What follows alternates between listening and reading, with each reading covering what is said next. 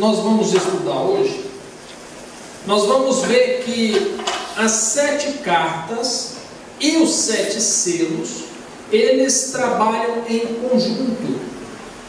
Como que funciona esse conjunto? Ao tempo em que começa a ser descrito a orientação da carta, um selo é aberto próximo do período do fim do que esse período profético da carta diz respeito, certo? Só para que vocês entendam. O período da carta está encerrando e nesse momento abre-se um selo, tá? Encerra-se aquilo que o selo descreve e encerra-se aquilo que a carta descreve. Nós vamos, no decorrer do estudo, ver isso mais profundamente. E aí vocês vão entender melhor isso que eu estou colocando aqui agora. Vamos abrir a Bíblia no livro de Apocalipse, lá no capítulo 2. Antes de nós lermos, eu quero convidar você, do jeito que você está, a inclinar sua fronte, para nós fazermos uma única oração simples, tá? Assim como nós estamos. Senhor, nosso Deus, nosso Pai, nesse exato momento nós abrimos a Tua Palavra para estudar esse livro do Apocalipse, que é um livro espiritual. Amém. Portanto, Senhor, eu que sou parte carne e parte espírito, sou incapaz de dirigir esse estudo. Por isso eu lhe suplico que Teu Santo Espírito se manifeste entre nós. Que Teu Santo Espírito dê discernimento daquilo que nós vamos estudar. Nós estamos estudando, Senhor, para que estejamos prontos para aquilo que está por vir. Por isso, Senhor, nós lhe entregamos a nossa mente nesse momento. Nós lhe entregamos o nosso coração e entregamos também a nossa vida, em nome de Jesus. Amém. Apocalipse 2, versículo 1 ao 7 diz assim: Ao anjo da igreja em Éfeso, escreve: Estas coisas diz aquele que conserva na mão direita as 7 estrelas e que anda no meio dos 7 candeeiros de ouro. Conheça as tuas obras, tanto o teu labor como a tua perseverança, e que não podes suportar homens maus, e que pusestes à prova os que a si mesmos se declaram apóstolos e não são, e os achastes mentirosos, e tem perseverança, e suportaste provas por causa do meu nome, e não te deixarei esmorecer. Passa para mim. Tenho, porém, contra ti, que abandonaste o teu primeiro amor. Lembra-te, pois, de onde caíste, arrependa-te e volta às práticas das primeiras obras, e se não, venha a ti e moverei do seu lugar o teu candeeiro, caso não te arrependas. Tens, contudo, a teu favor, que odeia as obras dos nicolaítas, as quais eu também odeio. Quem tem ouvidos, ouça o que o Espírito diz às igrejas. Ao vencedor, dar-lhe-ei que se alimente da árvore da vida que se encontra no paraíso de Deus. Passa para mim. Agora nós vamos ver o que diz o primeiro selo que foi aberto. Apocalipse, capítulo 6, versículo 1 e 2. Vi quando o Cordeiro abriu um dos 7 selos, e ouvi um dos 4 seres viventes dizendo, como se fosse a voz do trovão: Vem. Vi então, e eis um cavalo branco, e o seu cavaleiro com um arco, e foi-lhe dado uma coroa, e ele saiu vencendo para vencer. Essa primeira carta e esse primeiro selo que é aberto, só um instantinho, por gentileza.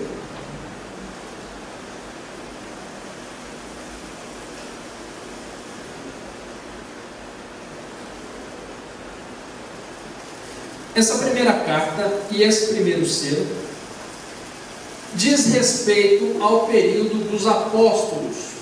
O cavalo branco aqui, ele é representado como um poder religioso puro, imaculado, perfeito, forte, valente. E nós notamos que o cavalo na Bíblia ele sempre é descrito como um poder forte.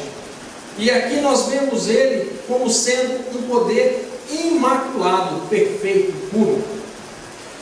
Em vários estudos que nós vemos acerca das 7 cartas e dos 7 selos, muitos estudiosos costumam colocar as datas em que cada carta diz respeito e que cada selo diz respeito. Porém, não são todos os selos, nem todas as cartas que deixam uma característica específica de data. Portanto, as datas que nós mencionarmos aqui, elas são aproximadamente, tá? Diferente de cumprimentos proféticos, igual as 2.300 tardes e manhãs, que coloca quando começa e quando termina, as cartas e os selos não deixam uma data específica. Então, nós trabalhamos com datas aproximadas.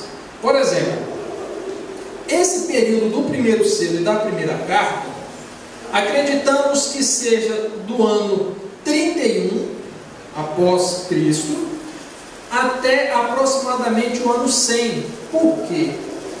Porque essa carta diz respeito aos apóstolos, a todo aquele evangelho que era pregado com as testemunhas oculares de Cristo. E nós sabemos que os últimos apóstolos morreram próximo a essa data do ano 100. Então, a partir daí, já não se enquadra mais nesse período profético. Por isso que nós dizemos que essa carta e esse primeiro selo durou aproximadamente até o ano 100. Tranquilo? Caso vocês tenham dúvidas, vocês ergam a mão, tá? Nós estamos aqui para aprender. E o Espírito Santo certamente vai usar a todos. Passa para mim, por gentileza, Segunda carta, Apocalipse 2, do 8 ao 11, diz assim: ao anjo da igreja em Esmirna, escreve: estas coisas diz o primeiro e o último, que esteve morto e tornou a viver. Conheço a tua tribulação, a tua pobreza, mas tu é rico, e a blasfêmia dos que a si mesmos se declaram judeus e não são, sendo antes sinagoga de Satanás.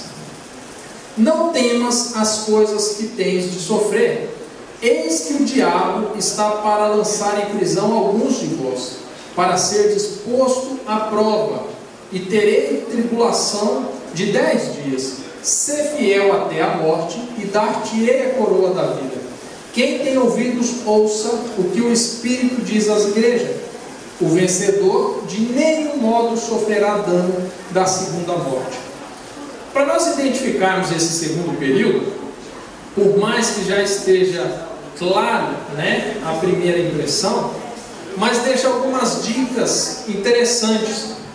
Por exemplo, aqui diz que essa igreja, esse período, começou a passar por uma grande tribulação.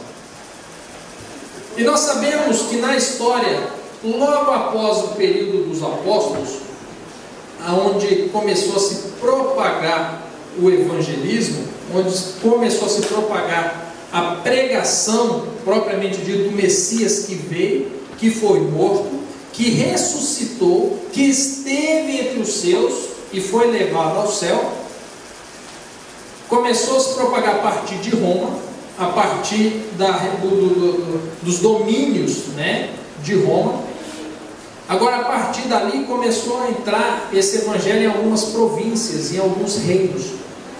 E como ainda tinha aquela força do cavalo branco, lembra? Forte, imaculado, puro, ia fazendo grandes movimentos. Nós sabemos, ao ler o livro de Atos, que em uma única pregação, mais de 3.000 pessoas eram batizadas. Agora você imagina o que estava fazendo nos reinos vizinhos, nas províncias vizinhas, nas cidades vizinhas. E agora os governadores, aquele poder romano, começou a se intimidar pelo número crescente de cristãos. Por que eu digo poder romano? Nós vamos mais à frente, em outros estudos, nos aprofundar acerca do poder romano que se opõe aos cristãos. Mas já aqui, eles mencionam a sinagoga de Satanás. No decorrer dos nossos estudos, nós vamos ver que o livro de Apocalipse traz como sinagoga de Satanás esse poder romano que oprimia o povo de Deus. Inclusive hoje nós vamos ver outros textos que também reforçam isso.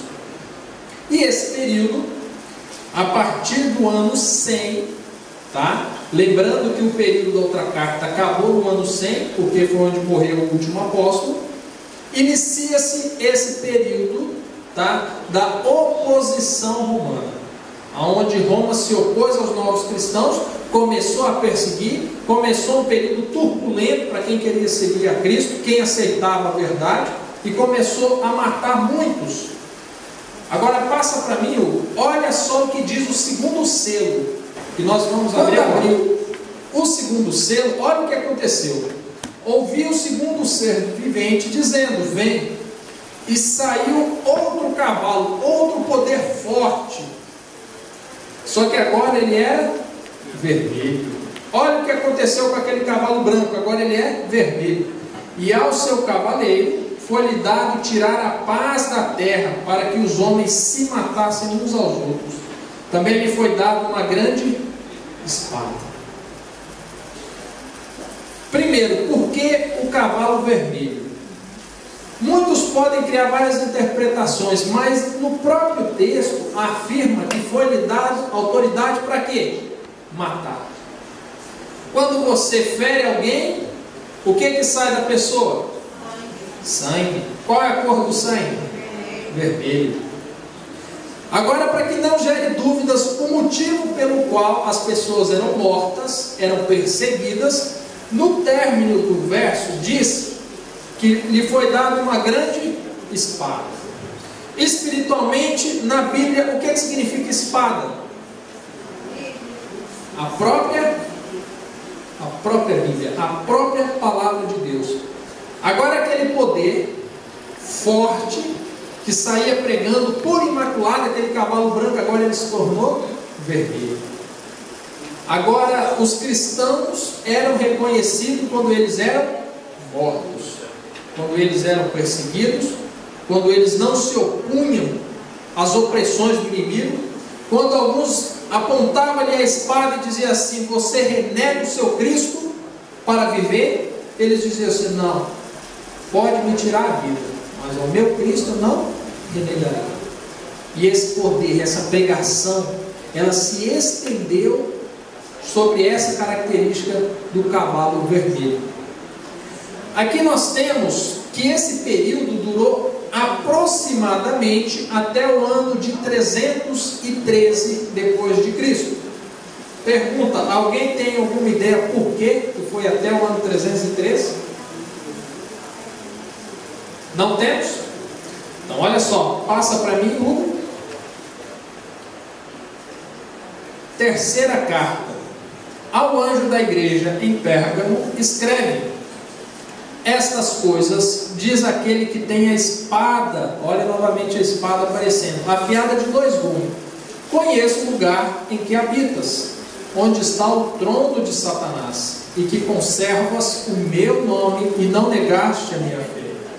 Ainda nos dias de Antipas, minha testemunha, meu fiel, o qual foi morto entre vós, onde Satanás habita, tenho todavia contra ti algumas coisas, pois que tem aí os que sustentam a doutrina de Balaão, o qual ensinava a Balaque a armar ciladas diante dos filhos de Israel, para que, passa para mim, Hugo, para comerem coisa sacrificada aos ídolos e praticarem a prostituição.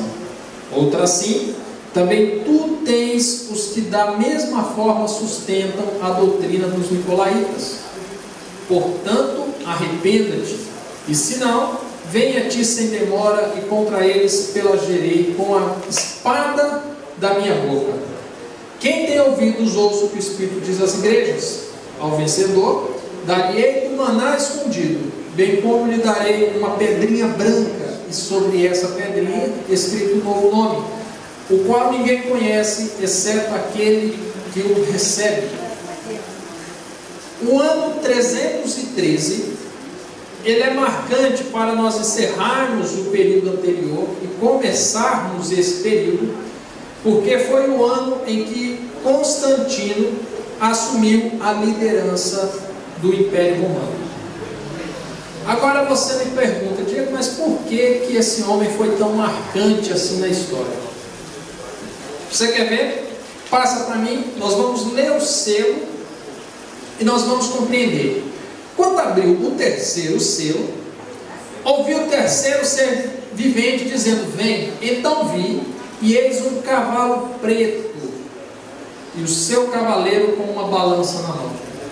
E ouvi uma como que voz no meio dos 4 seres viventes, dizendo: uma medida de trigo por denário, 3 medidas de cevada por um denário, e não danifiques o azeite e o vinho.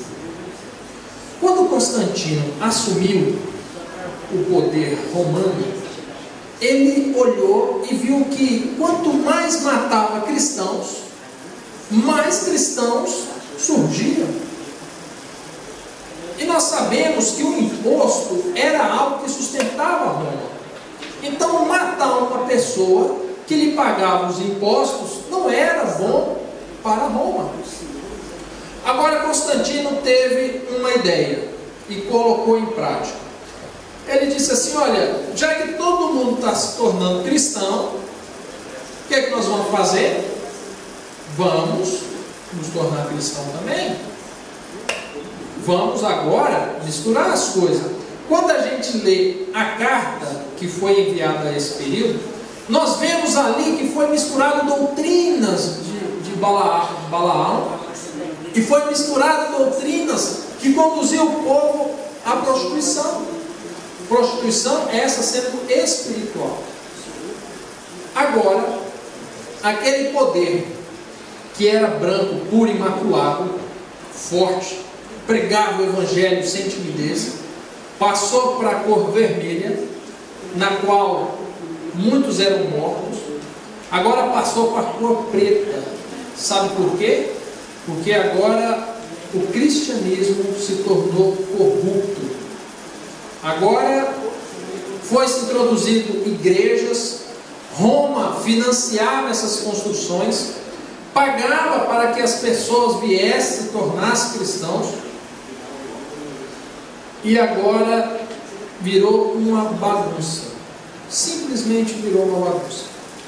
Agora todo mundo era cristão, e as doutrinas que antes eram puras, agora elas foram misturadas. Agora que se misturou as doutrinas, já era difícil seguir a Deus conforme ele tinha originado.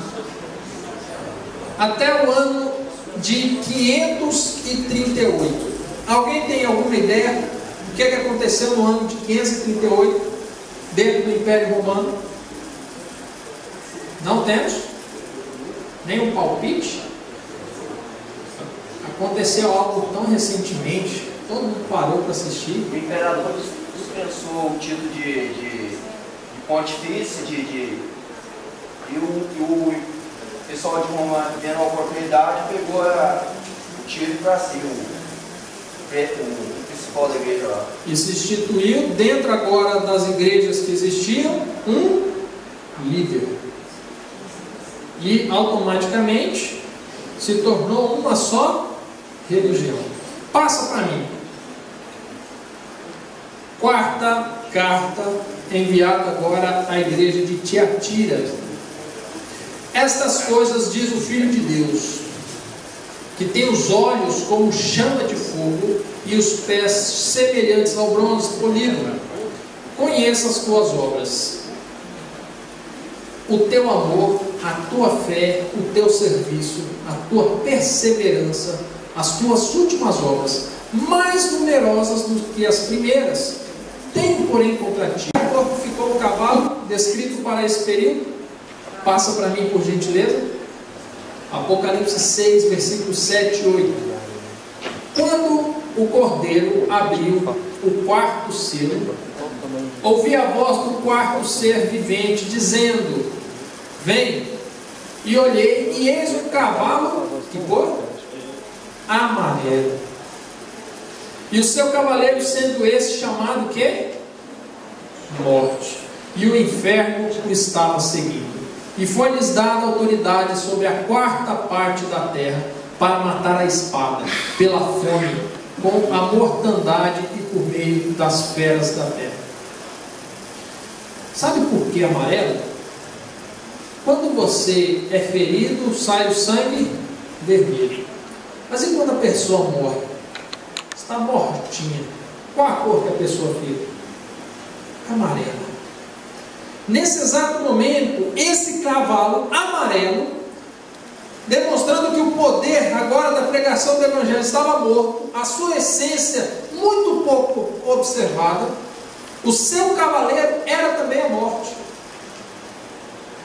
Nesse exato momento em que doutrinas foram misturadas a crenças, a esse Evangelho que antes era puro, Cristo considera estar morto esse poder que se propagava na terra. Simplesmente se misturou, agora se corrompeu, e nesse exato momento o cristianismo era algo simplesmente morto. Às vezes a gente escuta isso e se pergunta, né? Como é possível ter passado por esse período? Mas muitos ainda buscavam essa essência que havia sobrado. Tanto que na carta, quando Jesus está dizendo o que estava acontecendo no cristianismo mundial, ele afirma assim: todavia, a vós outros em Tiatira, ou seja, ainda existiam alguns que buscavam verdadeiramente a Deus, buscavam ainda verdadeiramente o que a palavra de Deus dizia. E é dito que por causa da espada, esses agora voltaram a ser mortos.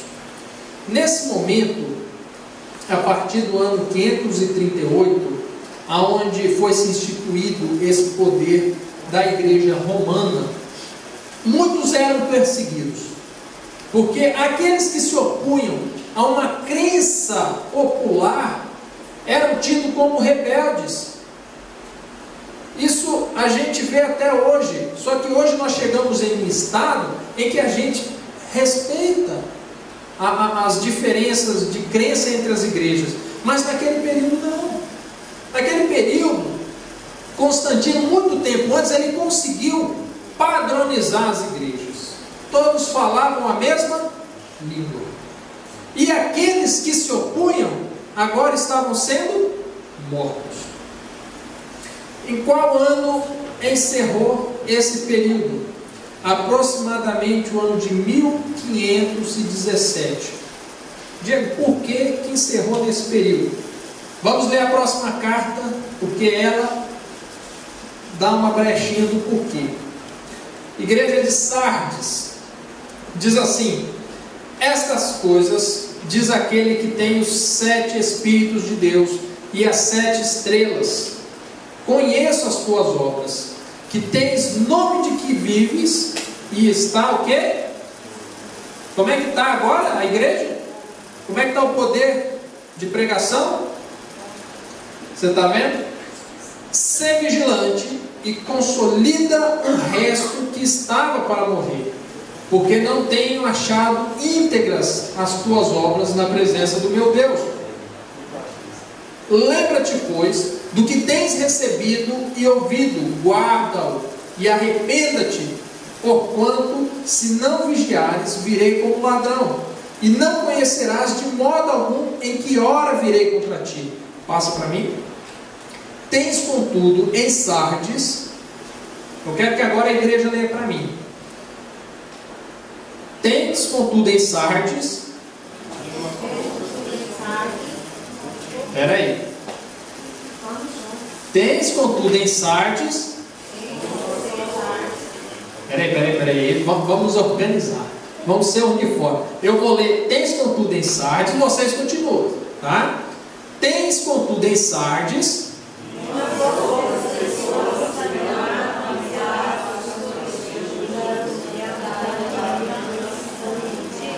Ok. Foi meio desordeiro, mas tá bom. Vamos pegar a essência disso daqui.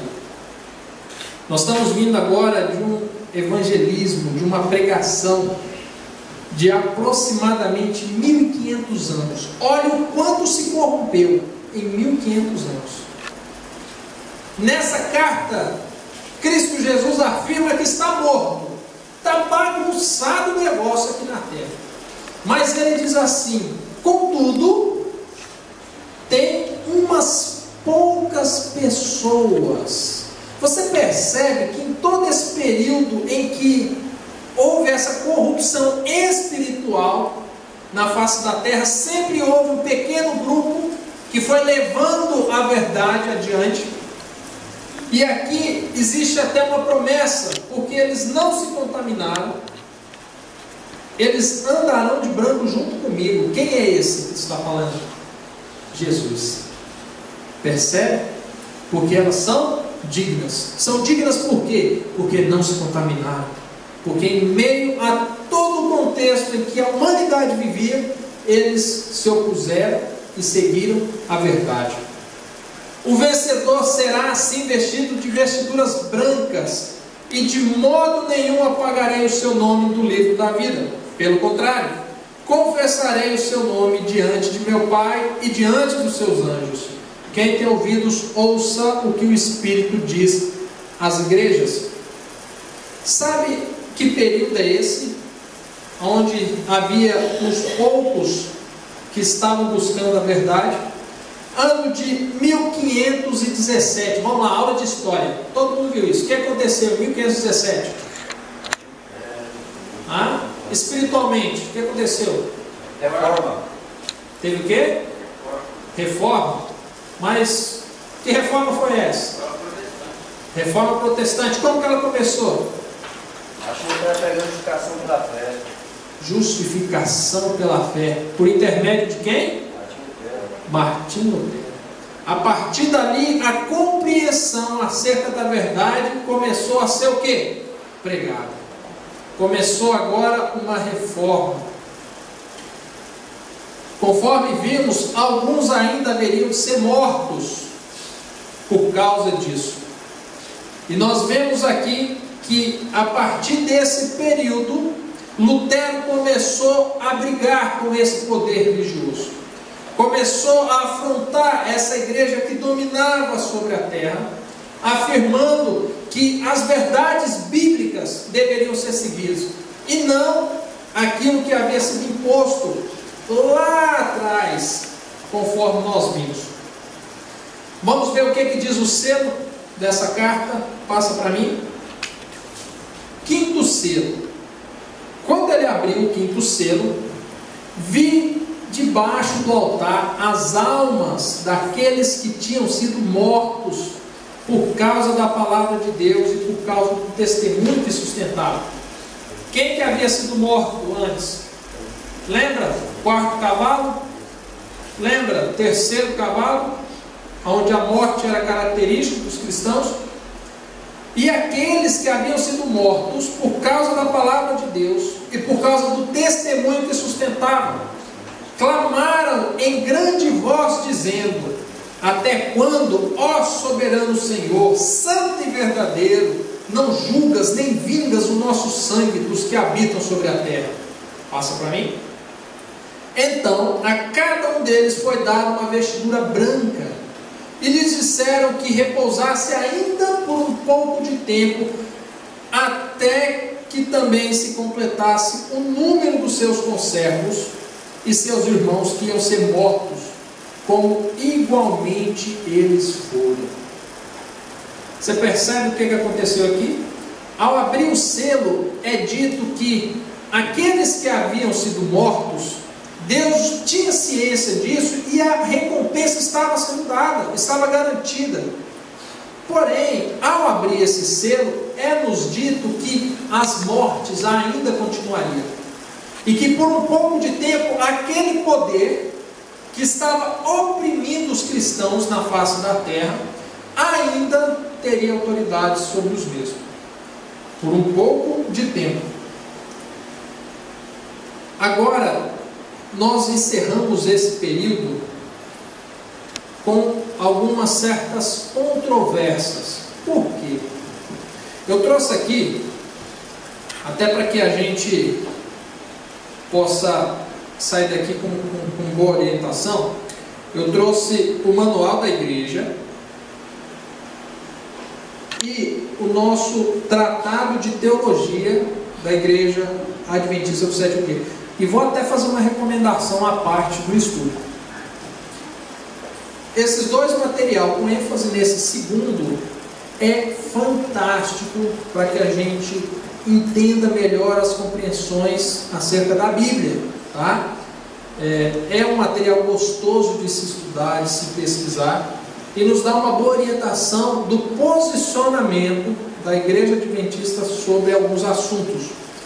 Porém, acerca das 7 cartas, acerca de algumas datas, a Igreja Adventista do sétimo dia, quanto instituição, não tem um posicionamento definitivo. Por quê? Porque algumas datas são questionadas, e como ainda está se cumprindo essas profecias, certamente não dá para a gente afirmar com certeza e dar um veredito como instituição. O que nós temos são interpretações de doutrinários, de pastores, de teologanos, de doutores, acerca desse assunto. Sobre o término do quinto selo, nós temos as interpretações do ano de 1755. Se você pesquisar, você vai achar alguns falando essa data. Nós temos o ano de 1844, e eu particularmente creio no ano de 1798. Volto a afirmar, a igreja não tem um posicionamento definitivo, tanto que em casa eu achei 3 estudos que trazia 3 datas diferentes, tá? Cada um muito bem fundamentado. Eu particularmente creio na data de 1798. Por quê? Quem sabe me dizer o que aconteceu no ano de 1798? General Bertin levou o Papa preso. O Papa era o líder dessa instituição. No que lemos acerca do selo, seria oprimido o povo de Deus e seria-lhe retirada a autoridade desse poder que oprimia. E a data em que foi retirada essa autoridade foi a data do ano de 1798, tá? Mas eu vou passar para vocês as outras datas também. Então cada um vai tirar a sua interpretação acerca desse assunto. Passa para mim. Sexta igreja.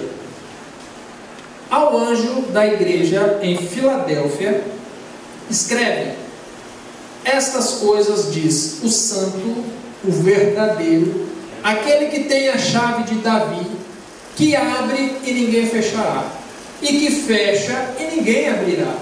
Conheça as tuas obras. Eis que tenho posto diante de ti uma porta aberta, a qual ninguém pode fechar, que tens pouca força. Entretanto, guardaste a minha palavra e não negaste o meu nome. Passa para mim.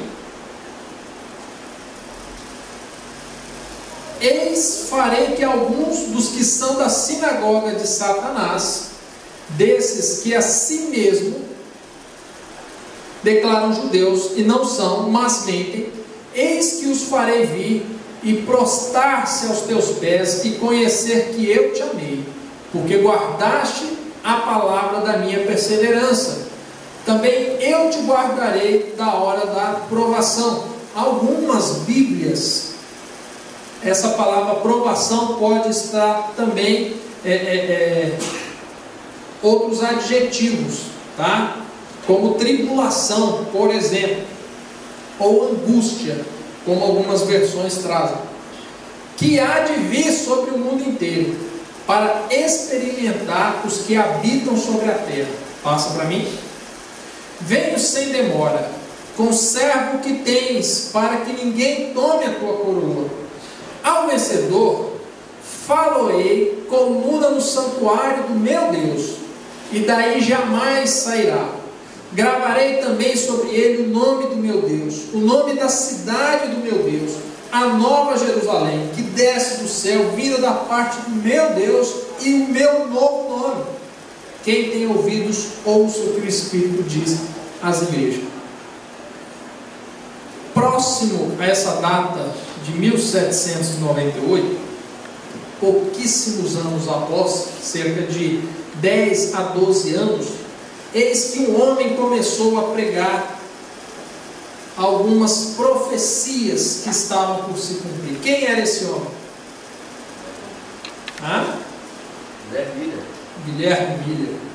Agora Guilherme Miller, estudando aquele, largado de lado o livro de Daniel, acerca das 2.300 tardes e manhãs, ele, fazendo contas, ele vê que o ano de 1844, algo aconteceria, porque ali estava marcado o fim da profecia das 2.300 tardes e manhãs. E ele agora, estudando, ele começa a ter algumas interpretações, crê que o fim do pecado estava chegando, que a volta de Cristo estava por acontecer, e agora ele começa a pregar a todo mundo. E agora, mais uma vez, a essência da verdade volta a ser pregada. E conforme nós vimos nessa descrição, Deus colocou a tua igreja, o teu povo, para ser exaltado, porque agora eles pregavam a palavra sem ser o quê? Perseguidos. E dizem que aqueles da sinagoga de Satanás foram colocados o quê? Ao chão, aos pés daqueles verdadeiros filhos de Deus. E nós sabemos, a partir do ano de 1798, quando o Papa Pio VI foi aprisionado, aquele poder religioso, ele deu uma esfriada, ele sofreu uma forte ferida, e agora o cristianismo começa a ser pregado de diferentes maneiras. Agora aqueles que tinham uma crença em comum começam o quê? A fundar novos grupos de estudo, novas igrejas, novas bases de doutrinas, e agora Deus começa a exaltar a esse povo.